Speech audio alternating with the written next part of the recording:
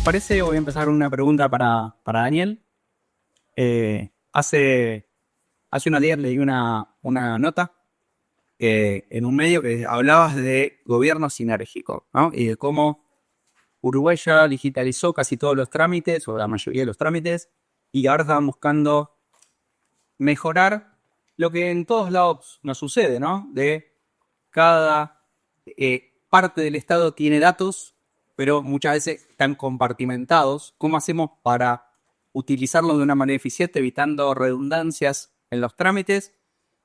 ¿Cómo están pensando eso? Que muchas veces requiere integración entre distintos organismos estatales y sobre todo cómo interactuamos con algunos privados que tienen interés público, como puede ser la salud, la educación, la banca de las finanzas, ¿no? ¿Cómo ves eso, Daniel, ahí? Bueno, lo primero es, los uruguayos tenemos como una impresión de que Uruguay es siempre idéntico, ¿no? Viene tu hermano, tu pariente, tu primo, tu amigo, que hace 30 años que no está, se baja y dice, está todo igual, la misma Rambla, los edificios rojos y... Bueno, no, o sea, los que tienen edad se deben de acordar, ¿no, Gonzalo? Que la explanada del BPS llena de gente haciendo cola en invierno. Digamos, yo cuando era chico hacía cola para pagar, me mandaban a pagar la UTE. La UTE tenía, o sea, tenía locales de pago de UTE. Sí, entonces tú ibas, la cola era larguísima, toda la cuadra, en la calle G, enfrente a la Sirenita. No existe más. No existe más. O sea, el Estado se transformó. Por supuesto que hay una cantidad de cosas, pero no es... Lo primero es que no hay que pensar, digamos, cómo empezamos a transformar el Estado. O sea, lo que vivimos es un proceso de digitalización que generó un nivel de transformación, en donde en realidad el grueso de los procesos del Estado se están soportados digitalmente y eso trajo una cantidad enorme de beneficios que hicimos que encaja y están en caja. O sea, esto no es decir, bueno, no, está bien, era lo que el Estado tenía que hacer, lo hizo, está asumido. De hecho, tú entras al hall del DPS, el hall está vacío y pusieron una especie de pusero, o sea, que está bueno, tiene cosas de las oficinas de antes, o sea, ese espacio había que empujar para entrar, ¿no? Entonces, el planteo es decir, bueno, sobre esa base digital nosotros podemos dar un paso más y resolver el problema de una cantidad de cosas que tienen que ver con la organización vertical del Estado por atrás. ¿Qué es esto? Porque es muy fácil decir, bueno, no le pidan a los ciudadanos la información que ya tienen, pero imagínense que ustedes van a hacer una gestión y el organismo quiere saber si tienen cobertura médica, ¿no? Es decir, van a hacer unas gestiones. ¿Quién es en Uruguay el dueño de la información de si tiene cobertura médica? El Ministerio de Salud Pública. Bueno, no. El Ministerio de Salud Pública es el órgano rector de la salud pública, no es el que interactúa con las personas en la salud pública. El FONASA, bueno, de gran parte de la población, pero si tú no estás en el FONASA, no sé, hace el BPS. Bueno, no. O sea, para hacer esto, por eso es una visión de largo plazo. Para hacer esto lo que hay que hacer es analizar el conjunto de datos, desde el nombre, la dirección, el teléfono, la cobertura médica, la educación, los títulos y una cantidad de cosas, cruzarlo con la protección de los datos y el derecho a la intimidad de las personas, porque tampoco es que el Estado puede libremente generar una gran base de datos que sea, digamos, el lugar donde mirar y independientemente de los derechos de las personas a proteger sus datos. Y después generar primero un marco normativo y un marco regulatorio donde diga tal dato es de este, tal dato es de este, tal dato es de este. Y después generar la infraestructura para compartirlos. Hoy en Uruguay, en la plataforma de interoperabilidad, se transaccionan 40 millones de transacciones por mes. Eso son 40 millones de datos que el Estado no te pide. O sea, eso quiere decir que tú vas a una ventanilla presencial o virtual, pedís un dato y por atrás alguien, ¿no? Le piden un dato a otro organismo, vuelve y no te lo piden a ti. Si nosotros implementamos esto, vamos a estar en vez de en 40 millones, no sé, 4.000 millones. O sea, hay un salto, no piensen, hay un salto en calidad, no es solo un problema de cantidad, es como decir, bueno, darle de comer a 5 personas o a 50.000 personas. Hay un problema, es un problema distinto. Entonces ahí hay un paquete de problemas técnicos, organizativos, normativos, de servicios que requieren todo un trabajo de corto y mediano plazo para empezar a resolverlo. Eso es lo que terminamos llamando estado sinérgico, ¿no? Con la idea de que la sinergia, sinergia es una palabra como un poco vendehumo, es un problema del nombre, pero en realidad es En tecnología. sí, bueno, pero aquí las cosas parecen, pero a mí yo no me, pero en realidad es la palabra técnicamente correcta, o sea, ¿qué es la sinergia? Es la capacidad de producir más valor que la suma de las partes, o sea, que el resultado excede la suma de las partes. Eso es estado sinérgico y eso es digamos, en lo que tiene que ver en una de las patas de la estrategia de digitalización del Estado, uno de los pilares, que es una cosa que va a llevar años, ¿no? Va a llevar años y probablemente cuando, no sé, la generación que viene llegue va a decir, Uruguay está igual, siempre es lo mismo. El que esté sentado acá le va a decir, no, lo que pasa es que ahora hay 4.000 millones de transacciones y estamos pensando en no sé qué otra cosa para el futuro. Muchas gracias, Daniel. Muy claro. Sí, mira. Entre los objetivos de la nueva gestión de la Intendencia, se menciona especial énfasis en mejorar temas de transporte, limpieza y sanidad de la ciudad y tecnología. Pensando que todo esto está muy relacionado a colectar mucha cantidad de datos, ¿sí? Tanto a nivel lógico como a nivel físico, dispositivos que estén moviéndose y generando datos, ¿sí? Hablamos de Internet de las cosas. Un poco, digo, me imagino que ahí la inteligencia artificial puede ser algo que colabore muy de la mano para manejar ese volumen de datos y ayudarlos a tomar decisiones, digamos, de cómo cambiar ciertas políticas públicas, cómo cambiar por ahí cómo se hacen las cosas, ¿sí? Cómo manejar el tránsito, los recorridos de los colectivos, por ahí acercarlos a zonas que tengan más concentración de usuarios. ¿Cómo están pensando el futuro de la ciudad de cara a más servicios para ciudadanos, mejores servicios para ciudadanos e incluso para el turista, ¿no? Que muchas veces somos los que venimos algunas veces al año y caemos medio colgados, ¿no? Che, ¿dónde tomo un colectivo? ¿Cómo voy? Yo soy medio local. ¿Cómo para ir a un pero museo un fin de semana? Tal Que están cual, cerrados. Tal El cual. fin de semana está cerrado. ¿Cómo ven estas mejoras? ¿Cómo lo estás planteando? A ver, hay como varias cosas. Primero, estoy muy contenta de ver un montón de caras que reconozco de vidas anteriores. ¿Viste que la gente va acumulando vidas en su vida? Yo también tengo ganas. Sí, yo tengo canas y vidas anteriores y entonces estoy muy contenta de ver mucha gente de mi vida anterior. Lo que quiere decir, muchachos, es que estamos todos igualitos porque nos seguimos reconociendo. Eso es muy bueno todavía. Eso es muy bueno. A ver, hay como varias cosas de eso. Montevideo tiene los gobiernos departamentales son como una casa, siempre están pasando cosas, ¿no?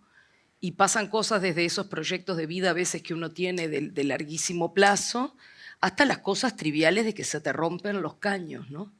Y uno tiene que estar atento a toda esa gama que pasa en el medio de pensar la estrategia de todo un departamento, porque no es solamente la ciudad de Montevideo, además de un departamento que contiene a la capital del país, ¿no? Y hay una concepción política importante en eso, una responsabilidad política importante. Y cuando digo política, no digo política de partidos políticos, digo política de las políticas de Estado. Políticas públicas. Políticas públicas, o sea, Montevideo es la capital. Entonces Montevideo tiene entre sus particularidades, la particularidad de tener una responsabilidad mayor o distinta, si se quiere, del resto del país. Y eso es una cosa que hay que reconocerla y que forma parte de la identidad de Montevideo. Y que no tiene nada que ver con los relatos Montevideo interior, no tiene nada que ver. Lo que tiene que ver es que definitivamente Montevideo es la capital y eso le da diferentes responsabilidades. Entonces, eso ponerlo como por ahí, un post-it por ahí que después voy a volver. Otra de las cosas que tiene Montevideo es que es el lugar donde viven más personas por metro cuadrado de todo el país, o sea, es el espacio de territorio más habitado, que cuando uno lo mira tiene iguales características que las características a nivel nacional en sus periferias. O sea, si uno más o menos mira lo que tiene que ver con la franja periférica de Montevideo y a veces mira los problemas que hay, por ejemplo, en las fronteras del país, tienen a veces mucho que ver en términos de lo que es la segregación territorial, en términos de lo que son los problemas de inclusión social, las inequidades.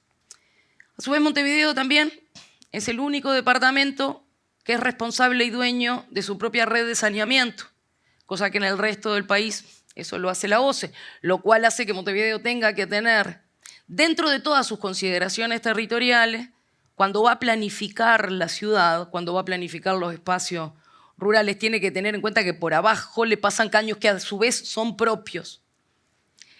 También tiene la particularidad de ser puerto, es el puerto más grande del país, y también tiene la particularidad de que por distintas razones, entre ellas la densidad de población que hay, es el lugar por donde se mueve más gente en términos de movilidad, en términos de transporte. Entonces, cuando uno junta más o menos todo eso y lo conecta ahora con lo que son las proyecciones nacionales, Montevideo tiene por un lado la proyección de que todo lo que entra en general a Uruguay entra por Montevideo, o sea, tiene como una especie de responsabilidad de puerta de entrada, y también de que si es la puerta de entrada al país, no quedarse con las cosas, sino tratar de ver después cómo abrimos el juego y cómo no es solamente abrir el juego y que el otro se arregle, sino cómo seguimos manteniendo ese lazo de colaboración con el resto de los gobiernos departamentales. Ustedes saben que hay una institucionalidad para eso, que es el Congreso de Intendentes, y es una institucionalidad que pocas veces está a veces como medio relegada de lo que es el conocimiento público, pero realmente es una institucionalidad muy importante, sobre todo porque permite que muchas de las políticas nacionales pasen a ser políticas departamentales. En ese contexto, y porque vos me preguntaste con movilidad, todos saben que hay un plan nacional importante de transporte metropolitano, que es atender la realidad, ¿no? La realidad que es cada vez más metropolitana. Hay unas 70.000 personas por día que vienen a trabajar a Montevideo, que son de los departamentos limítrofes, 50.000 de ellas son de Canelones, o sea, es un montón de gente, y ustedes saben que hay un proyecto ahora de transporte que tiene que ver con especializar los corredores de entrada y salida de Avenida Italia, de 8 de octubre y el corredor de la Ruta 5. Eso va a cambiar radicalmente la forma en la que está estructurado el transporte en Montevideo y cómo está estructurado lo que se llama habitualmente el transporte suburbano. Ustedes conocen el STM, el Sistema de Transporte Metropolitano, que tiene una especie de medio de pago que es la tarjeta STM, sobre la cual vamos a tener que hacer un montón de cambios para poder empezar a habilitar transportes multimodales y para poder implementar dentro de lo que tiene que ver con la parte de ticketing, o sea, con la parte de boletos, todo lo que va a ser la nueva realidad del transporte. Eso por un lado.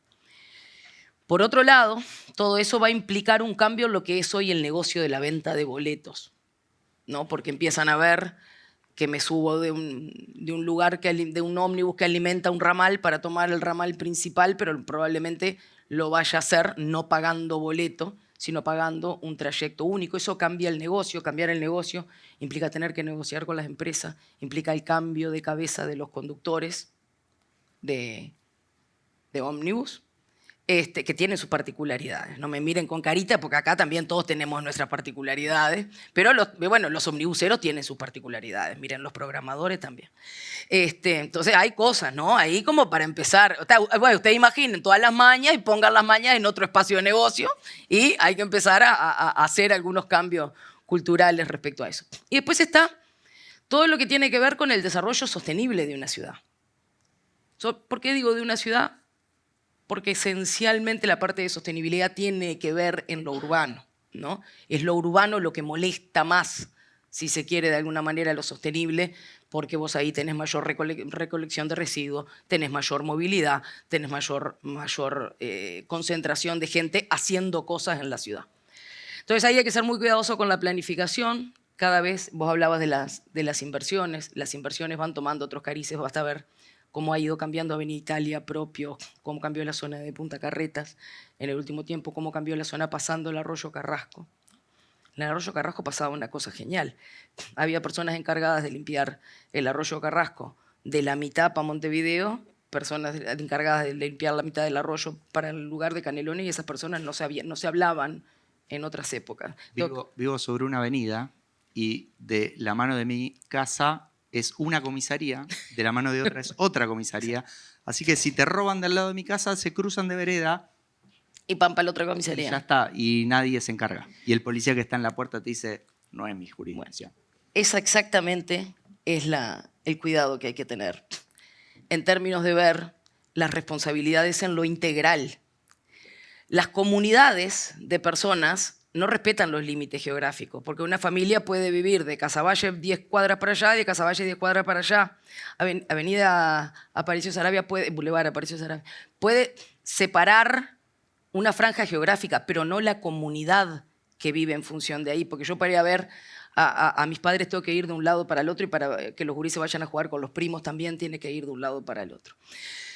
Entonces, ¿por qué voy ahí? Porque para tratar de analizar algunas realidades, y ahí voy a la cantidad de datos, ya llego a la tecnología, espérenme un poquito, Montevideo ha ido generando capas de georreferenciación de muchas cosas que le dan un mapa de dónde están las policlínicas, un mapa de dónde están las escuelas, un mapa de dónde están los liceos, un mapa de dónde están las UTUS, un mapa del transporte colectivo, un mapa de las paradas, un mapa de las paradas más llenas. Y cuando yo miro Montevideo, lo tengo que poder mirar a través de todas esas capas y ver cómo se cruzan. Porque, por ejemplo, debería preocuparme en la planificación urbana, que también tiene un pedazo importante de planificación social, porque la planificación urbana se mete en la vida de la gente, de, por ejemplo, cuáles son los gurises de Montevideo que tienen mejor transporte para llegar a la escuela. Eso no lo veo solamente analizando las líneas de transporte, porque tengo que ver dónde está la mayor cantidad de gurises, dónde está la mayor cantidad de gurises por familia, dónde está la mayor cantidad de centros de cuidado públicos y de centros de cuidados privados, para los gurises, para las personas mayores, y para las mujeres, que son las que van de los gurises a las personas mayores permanentemente en todos los días de su vida. Entonces, hay elementos que hay que poder analizarlos por capa. Todas esas capas son datos. Montevideo hizo hace poquito, se presentó la semana pasada o la otra, no me acuerdo, un proyecto bien interesante que se llama el Atlas de la Desigualdad, que es justamente mirar Montevideo a través de todas esas capas y empezar a hacer preguntas sobre la vida de la gente y que los datos me empiecen a responder las preguntas que yo necesito hacer para generar las políticas públicas. Excelente. En todo eso que tiene que ver la tecnología tiene que poder responder las preguntas que la política necesita. Y Montevideo está trabajando hacia eso. En lo que tiene que ver con la ciudadanía, si se quiere, el objetivo tendría que ser que Montevideo, institución, intendencia de Montevideo, con sus gobiernos municipales, con todos los municipios, acompañe las trayectorias de vida y no que la gente tenga que ser, de alguna manera, víctima de la organización burocrática de la institución Intendencia de Montevideo. No son las personas las que se tienen que adaptar, sino que es la institución, es el Estado el que tiene que acompañar las trayectorias. Y ahí van las trayectorias que vos decías, de quienes habitan, de quienes transitan y de quienes visitan, mirándolo desde otro lado. Y en quienes visitan hay un aspecto de la promoción en la que yo creo que podemos hacer mucho, y es tratar de pensar que la promoción de Montevideo como centro turístico no es solamente del Departamento de Turismo de Montevideo. Yo no creo que la gente visite la Toscana porque tiene una super oficina de turismo. Muy probablemente la gente visita más la Toscana por todo lo que hay de narrativa alrededor y porque el cine ha apoyado mucho a la idea del entorno romántico de la Toscana y que uno ve los olivos y las vides y la gente y las puntillas vaporosas en las ventanas. Entonces, ahí es donde tenemos que poder empezar a integrar las tecnologías nuevas, las industrias creativas y no pensar que Montevideo va a ser un boom de turismo porque tengamos una buena oficina de turismo. Hay mucho por hacer en ese sentido, pero me parece que es un ejemplo clarísimo de poder integrar la política pública con la tecnología y con las distintas industrias. Cuando después los turistas vengan acá, vamos a tener que darles trayectorias seguras, capaz que vamos a tener que hacer un cómo ir para turistas con trayectos turísticos sugeridos y empezar a ver las cosas, pero justamente desde la experiencia hacia ahí. En eso estamos y todo eso no evita tener que trabajar para adentro, tener que trabajar en la eficiencia de los procesos internos, de la tecnología que se usa para adentro. Y ahí hay de todo para hacer en los sistemas de sueldo, porque la vida se va complejizando. Y entonces también las remuneraciones y las formas de remuneración van cambiando, porque Montevideo ha incorporado en los últimos tiempos como trabajadores de Montevideo a los trabajadores de la cultura. Y no es aquella intendencia pensada de personas que trabajan 6 horas por día de horario corrido y que ocasionalmente, si el tiempo no alcanza y hay que hacer proyectos especiales, hacemos horas extras. Los trabajadores de la cultura, al integrarlos a la plantilla, también hay que pensar formas diferentes y eso implica cambiar los sistemas que les voy a contar a ustedes, implica ser eficientes, implica ser justos, también en eso de acompañar las diferentes trayectorias laborales.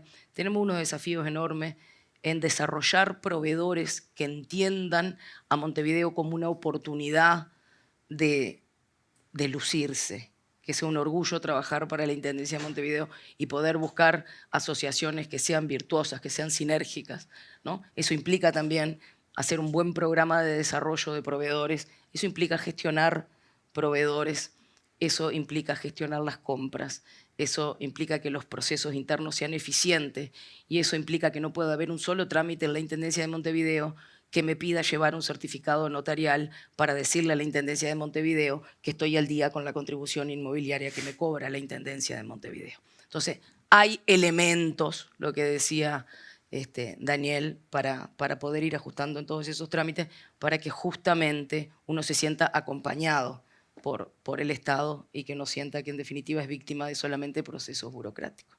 Muchas gracias. Una papa lo que pasa. Una papita. Y ahí empieza a jugar, Gonzalo, la cercanía con el ciudadano, ¿no? Y dentro de los objetivos del BPS creo que es uno de los puntos clave. Transparencia, cercanía, buscar servicios de excelencia, una cobertura universal. Es un desafío súper interesante. Y digo, tiene mucho de tecnológico por detrás para poder manejar esta cantidad de información, pero para estar con la gente en el momento que lo necesita, que lo requiera.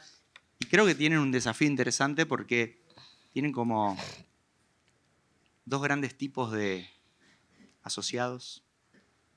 El trabajador y el jubilado o pensionado, que probablemente tengan muy diferentes accionares a la hora de contactarse con la tecnología. ¿Cómo lo están trabajando?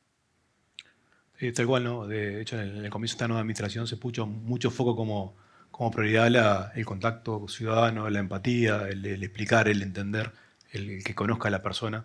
BPS, salvo los pocos BPS que veo por acá, es una organización muy grande. Como decías, tenemos contacto con toda la gente, tenemos contacto con la gente desde antes de que nace hasta que después que muere, porque de hecho antes de nacer se hacen una cantidad de pesquisas y demás asociados a posibles enfermedades que se pueden detectar en niños y después de que alguien muere puede llegar a tener una pensión para un allegado que le dejan la pensión. Entonces, realmente la visión de BPS es esa, que acompañamos a la persona en todo su camino de vida, ¿no? Eso lo que plantea vos, Adriel, es justamente, tenemos una heterogeneidad de público, de clientes, de personas a las que atendemos que es bien distinto y no hay algo que un martillo que mate todo eso ni un destornillador que saca todo eso. Y el desafío con la tecnología, en realidad, justamente no es la tecnología.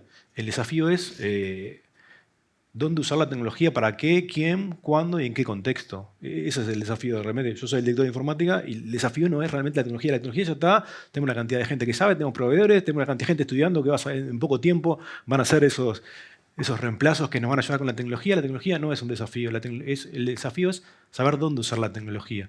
Y en ese contexto BPS está trabajando mucho con un programa madre, un paraguas madre, que es justamente un concepto de que la persona tiene derecho a saber y además de tener derecho a saber, tiene derecho a entender.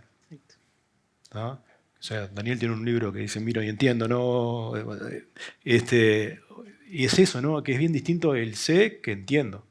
¿Tá? Una cosa es que tenga la información y otra cosa es que no vaya a hacer un trámite. ¿Tá? Tuve la información, me dijeron que salgo del trámite y no sé por qué y para qué y me quedó la duda. El concepto que queremos que acompañe es la gente se va virtualmente, presencialmente, como sea que la atendamos, con un entendimiento de lo que sucedió y por qué sucedió. ¿Por qué tiene derecho a un beneficio? ¿Por qué no tiene un derecho a un beneficio? Por un cabal conocimiento de por qué eso ocurrió. Y eso es todo un desafío que no es tecnológico. Si bien obviamente la tecnología nos puede ayudar a hacer eso, ese es el gran desafío que tenemos. Entonces ahí cómo conjugamos la tecnología. Entonces no es tecnología para todo, porque a veces nos sentamos con una mesa de tecnólogos y decimos, se me ocurren millones de soluciones, ¿no? Qué divino, podemos hacer esto y lo otro, y en realidad no, y podemos pagar y que pague con el celular y que pague con el reloj. Y para, vamos un poquito para atrás. Eso puede ser para algunos, para otros públicos no, pero así como tenemos pago, que queremos que paguen por esto, no sé qué, y le vamos a pagar el beneficio, también hacemos giras de pago a lugares donde la persona no tiene y le pagamos en efectivo, donde un funcionario de BPS es acompañado por un policía que le lleva el beneficio a la puerta de la persona. Entonces, y eso es tecnología. Es tecnología de cómo solucionamos eso. No sé, en Brasil, ¿no? Que es una demencia, ¿no? El homólogo de BPS en Brasil es el INS, Instituto Nacional de Seguridad Brasilero. Imagínense Brasil, ¿no? Nosotros somos fáciles. O sea, somos muy fáciles, tenemos una cantidad de cosas, tenemos que usar esa oportunidad de lo fácil y chiquito que somos. En Brasil hay una tecnología que se llama Prebarco, que es un barco que va por el Amazonas, pagándole a la gente y viendo qué necesidad tienen. Y esa es la tecnología, que es la tecnología es un barco. ¿Tá? Y eso es cómo solucionan esa necesidad. Después sí, nos podemos ir a otras cosas que están buenísimas, ¿no? Asociado, no sé, a nivel de salud, ¿no? Que BPS tiene eso, justamente la detección de enfermedades raras en lo que es primera infancia, que está buenísimo, porque hay una cantidad de enfermedades raras que pocos conocemos, pero en realidad hay entre 30 y 35 enfermedades raras que detectadas, estamos hablando uno cada 100.000 capaz, pero detectados a tiempo, le producen desde la eliminación de la enfermedad o poder prevenir la enfermedad hasta una mejor calidad de vida. Y eso esto está buenísimo. Entonces, usar todo lo que es tecnología para poder sacar una gotita de sangre a un niño cuando nace y a partir de eso hacer análisis tal que, diciendo, no, mirá, puede tener el gen de no sé qué, bueno, entonces tiene este tratamiento y lo acompañemos con eso. Está buenísimo. Pero capaz que en todo ese contexto de informática médica que abre un paraguas que digo, wow, eso es lo que queremos hacer, capaz que y después mandamos un WhatsApp al padre para decirle que tiene un problema. No le vamos a mandar un WhatsApp. Que alguien que sepa, que lo llame por teléfono, que le explique que es una situación re jodida y no le mandamos un WhatsApp. Hemos detectado que su hijo puede tener un gen no sé qué, que puede tener una enfermedad rara. No. O sea, entonces no abusemos, porque a veces diseñamos los megaprocesos, que está, ya conecto a WhatsApp y un conector para acá y lo saco por acá, y en 2 segundos, qué bárbaro, qué eficiente el proceso, detecté la enfermedad y se la comuniqué. No. Entonces, es eso, ¿no? Es cómo usamos la tecnología, en qué contexto, a los distintos públicos, no sé qué. Ahora, nosotros tenemos también algunas realidades, por ejemplo, de gente que vive en el exterior, que le pagamos los beneficios por el trabajo, que son nuestros residentes, son unos 16.000 personas que se distribuyen en el exterior que nosotros le pagamos. Que los hacíamos ir cada 6 meses a un consulado a decir, estoy vivo. Te sigo pagando, porque en realidad afuera acá tenemos una interesante cobertura de saber cuándo son los fallecimientos y demás, pero lo cierto es que podíamos llegar a pagar una pensión in eterno porque estábamos depositando en un barco y no sabíamos si la persona está viva o no. Entonces le hacemos ir al consulado y diga, hola, estoy vivo, terminó su trámite, vuelvan 6 meses. La famosa fe de vida. La famosa fe de vida. Y bueno, si pero es un público difícil, que está en el exterior, y cómo lo convocamos, y tal. Y la biometría, huella digital, esto está bárbaro. Hacemos. Y realmente, por ejemplo, avanzamos sobre eso, y con una aplicación de biometría logramos justamente que la persona no se arrime. Ahora, cada 2 meses le mandamos un WhatsApp, le digo, clic acá, está vivo y ya está. Y sin hacer mucha promoción, logramos que 8.000 de 16.000 personas se adhieran al mecanismo. Entonces, ahí hay una interesante combinación entre tecnología, beneficio también de una tecnología. El proyecto se pagó solo, porque entre las cosas que pagábamos mal, nada, hicimos una ecuación bien fácil de por qué este proyecto era rentable. Y no solo rentable por el tema muy punto de vista económico, sino rentable también por la calidad de servicio a la gente, que es lo que tenemos que ver también. ¿Por qué le complicamos la vida? Le pagamos. Entonces hay una cantidad de cosas que la tecnología está buenísima y podemos volar, pero es eso, ¿para qué? Es bien importante el para qué incluimos tecnología, ¿no? Porque si no nos vamos de... No sé, hay mucha gente acá, cuando estaba el tema de Pokémon GO, ¿se acuerdan? La realidad aumentada. Está buenísimo, el edificio de PS es re complicado. Hacemos un Pokémon GO ahí y que lo dirija cuando llega al edificio, que abra el celular y vaya buscando la oficina por el trámite. Entonces lo movemos por todo el edificio con un celular. ¿Qué cabeza, ¿no? O sea, si salís orgulloso de la reunión y decís, mirá lo que se nos ocurrió. Cómo a partir de un juego logramos resolver un problema de negocio. Y sí, pero no. Vamos a poner esta oficina más abajo, está allá, hay un cartel allá. Está bien. Pero se simplificó. ¿Por qué la oficina en vez de estar al cuarto piso no está la entrada en planta baja? Entraste en planta baja y no hicimos el Pokémon GO, pero la persona llega donde tiene que llegar. O sea, esas cosas me parecen lo que hay que ir iterando, ¿no? Y estar atento a la tecnología que me parece que nos abre una cantidad de puertas. No sé, está todo el día pensando, no sé, yo tengo la suerte y estoy orgulloso de trabajar en un organismo de seguridad social donde en realidad es muy fácil que todos conectemos con lo que estamos haciendo, ¿no? Estamos haciendo esto para, ¡ah, qué bueno! No sé, eso wow, no sé, hay cosas, por ejemplo, en la línea que decía de la interoperabilidad, la sinergia... Estado sinérgico, que le pusimos a la interoperabilidad y pusimos estado sinérgico. Hay cosas que si no sé, cuando una madre va, BP es uno de las N prestaciones que paga, eso es subsidio por maternidad, ¿no? Una persona, la cobertura para cuando está justamente teniendo a su hijo, se la paga BPS. ¿Y eso cómo sucede? Sucede sin que la persona se entere de nada. Sucede cuando la persona está focalizada en tener su hijo y va al médico, le dice, bueno, listo, está para nacer, el médico la certifica, ahí mágicamente eso llega a Salud UI, de Salud UI, por la plataforma de interoperabilidad de AGESIC, vuelve a BPS, BPS se entera que esa persona está, BPS acá, lo liquida y le pagan el banco, o donde tenga registrado, puede pagar en otro lugar, esa prestación y le adelantamos 90 días, los 90 días, esos 3 meses, le pagamos esa persona, y la persona no fue a BPS a solicitar su beneficio. La persona se hizo su beneficio indirectamente y concentrada en su contingencia de vida, que es donde BPS acompaña. Wow, ¿no? O sea, eso que viene un niño con el pan abajo del brazo es así, te viene, no te enteraste y que te cayó el pan. Igual, lo que no tienen hijos todavía, ese pan no está buenísimo, pero como que ese pan no alcanza. Pero no importa, está buenísimo. Está buenísimo. Es un miñoncito, pero el pan es rico, no sé qué. No dejen de tener hijos, está buenísimo, pero el pan ese no alcanza. Nada, hay que estar atentos a cosas. Ayer me pasaban un reel ahí de no sé qué, de un proyecto del MIT, Alter Ego, que en realidad arrancó en 2018 y este año, en 2025, lo llevaron a empresas donde en realidad han logrado, o están probando, no sé, capaz, lo vi, me impactó realmente, un reconocimiento de ondas cerebrales, de impulsos eléctricos asociados al habla. ¿Tá? Entonces, no es que te esté leyendo el cerebro, es que los impulsos eléctricos cuando vas a hablar, cuando mandás la orden de hablar, los traduce y va traduciendo y dices, wow, esto está buenísimo. Entonces hay un ejemplo y dice, no, mirá qué bueno el marketing de eso, ¿no? Va en el ómnibus la persona y me acordé de una nota y pensé la nota, la digo y ya la tengo en el celular. Qué bueno, pero capaz que si va un poquito más allá, qué bueno para la gente que no tiene habla, ¿no? Porque la nota en el celular capaz que eso es medio friki de nosotros que queremos hacer todo wow, pero lo cierto es esa persona, imagínense la capacidad que una persona tiene de habla que con el impulso eléctrico puede llegar a estar comunicándose con otro. Y ahí es así, wow, y ahí es donde tenemos que pensar, y ese es el desafío de la tecnología la tecnología es manejable, tenemos que lograr conectar los puntos entre la tecnología y lo que queremos resolver con foco en la vida de la gente. Eso es lo fundamental. Por ahí a la gente que tiene menos llegada a la tecnología, ¿no? Tal cual. Pues digo, todos tenemos un celular en la mano, el mío ahora lo dejé por ahí, raro que deje mi celular. Y un poco es esto, ¿no? Cómo balanceamos el hacer todo con tecnología informática versus cómo usar la tecnología adecuada para cada cosa. ¿Sí? Hay que abusar de esa regla de los 5 por qué esto, por qué no lleguemos, ¿para qué quiero hacer?